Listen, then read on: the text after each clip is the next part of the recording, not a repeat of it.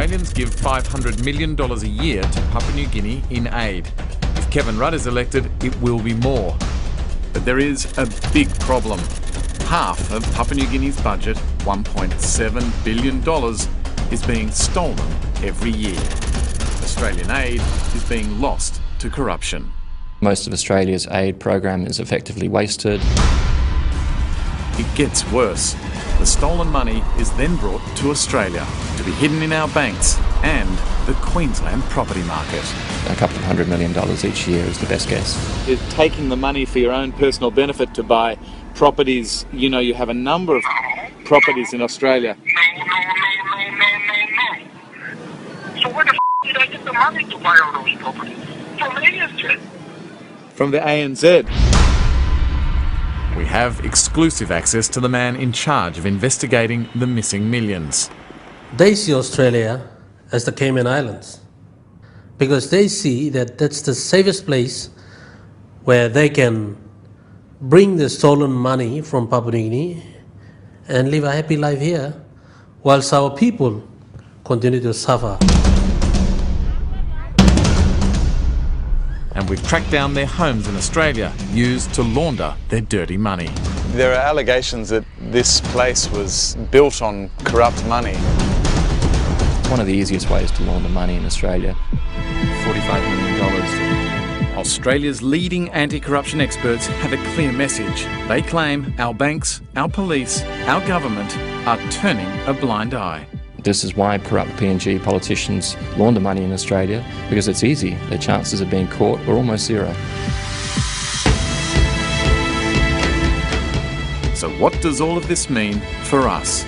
The country earmarked to be Mr Rudd's asylum seeker solution is on the brink of becoming a massive refugee problem.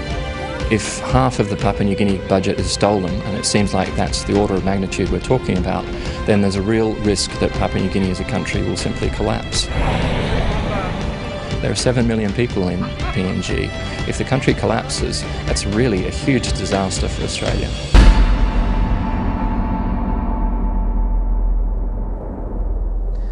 I am not scared.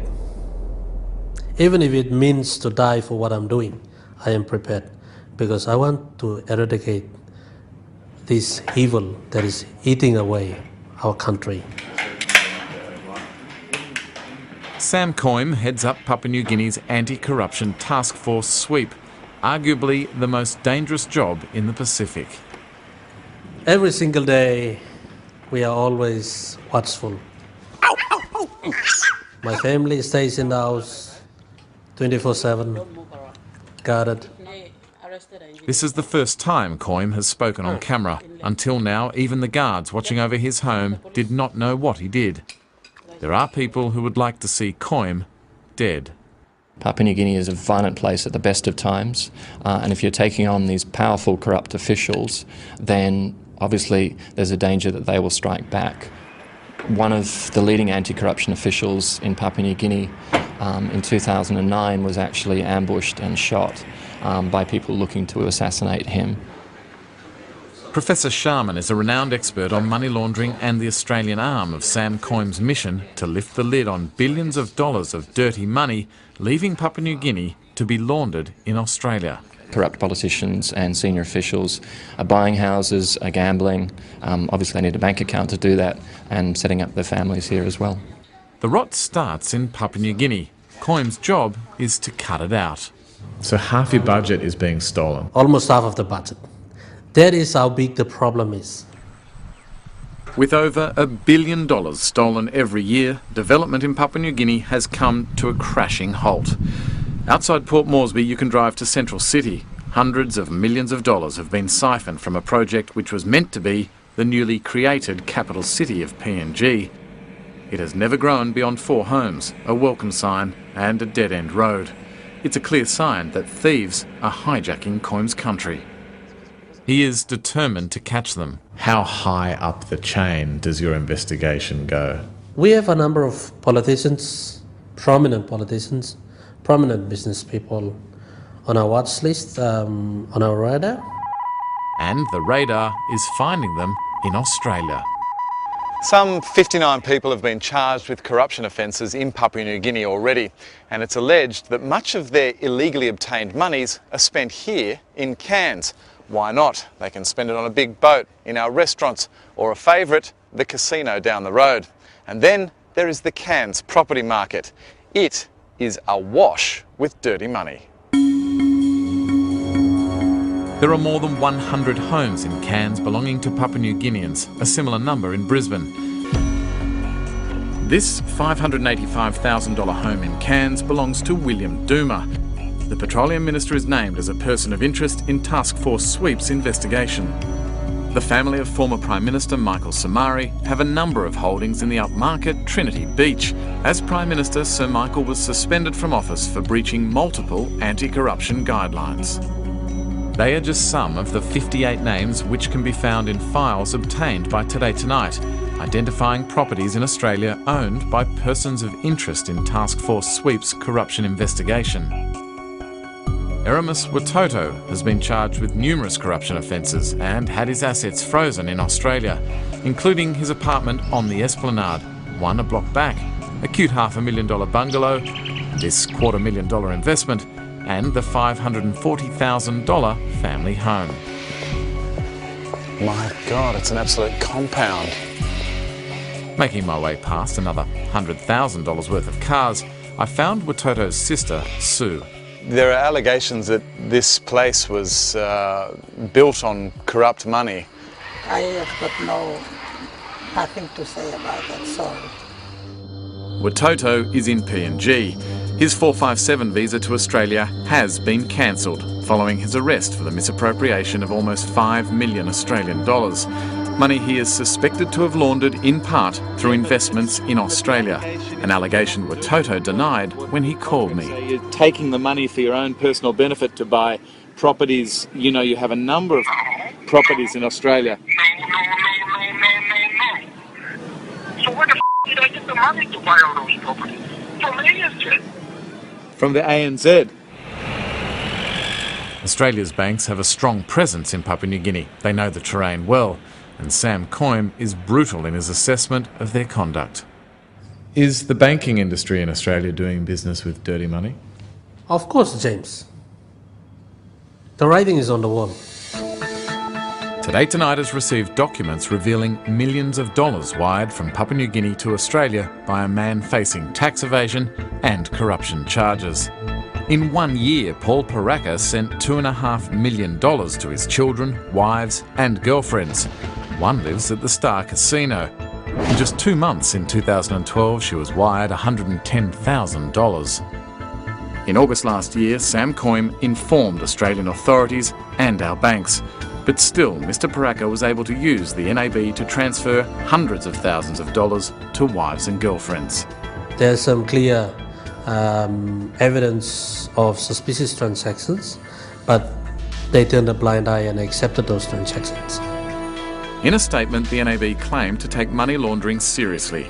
They go on to admit that following an investigation in late 2012, some customers' accounts were closed and some payments originating from PNG were declined. If in fact the banks turn a blind eye to this conduct and money in fact is the proceeds of crime, then they can be liable for criminal prosecution, criminal conviction, imprisonment for individuals, big and substantial fines and loss of reputation. Lawyer with Johnson Winter Slattery, Rob Wild specialises in white-collar crime, fraud, anti-corruption and money laundering, and he believes that our banks are running great risks. Immense, because banks live and die by reputation, because if they do not have a reputation, customers do not bank with them. Failing to stop money laundering may bite the banks one day. It is already eating at Australian taxes. If you give $10 million to a hospital and that money comes in aid through the front door, and at the same time $10 million is stolen out of the back door through a corrupt official, then the net benefit of Australian aid is zero.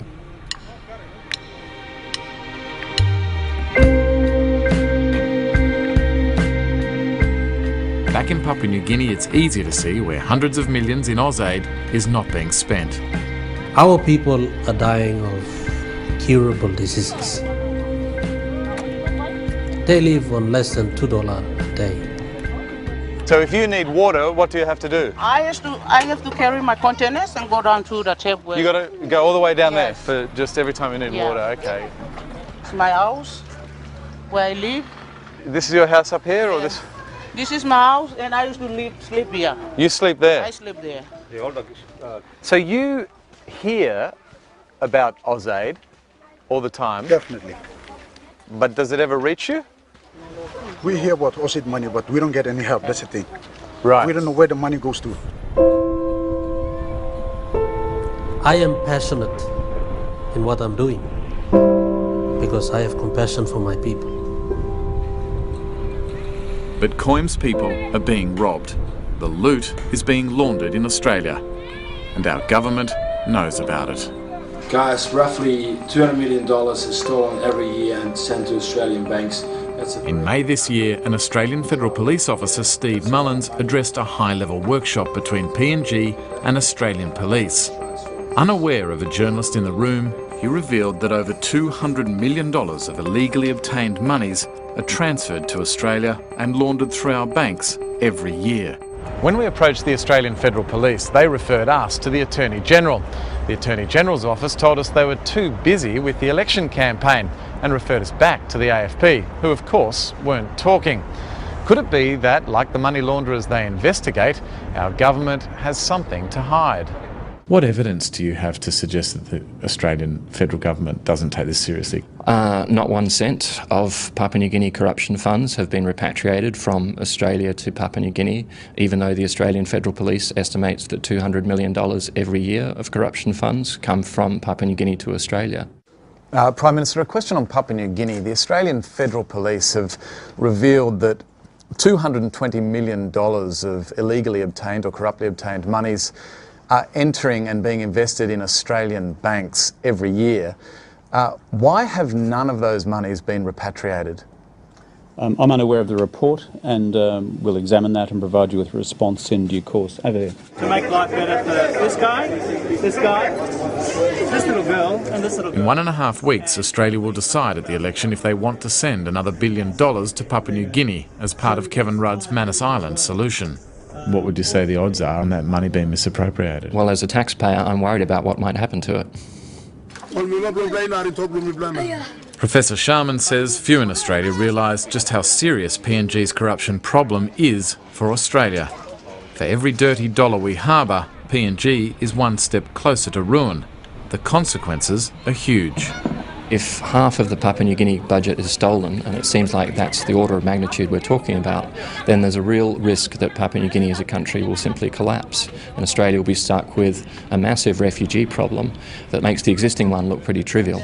If you were looking to escape Papua New Guinea, where do you think you would go? The closest country is Australia. So rather than PNG being a refugee solution, it'd be a massive refugee problem. If Australia continues to provide safe haven for PNG's proceeds of crime, Sam Coim must stem the flow before it gets here, a seemingly insurmountable and dangerous task. I am not afraid.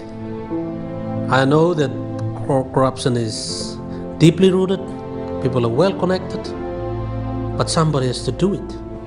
If we don't do it, there's no future for our country. Where is the future for my children? Where is the future for my children's children? What kind of world or country are we creating? What kind of future are we creating for our children?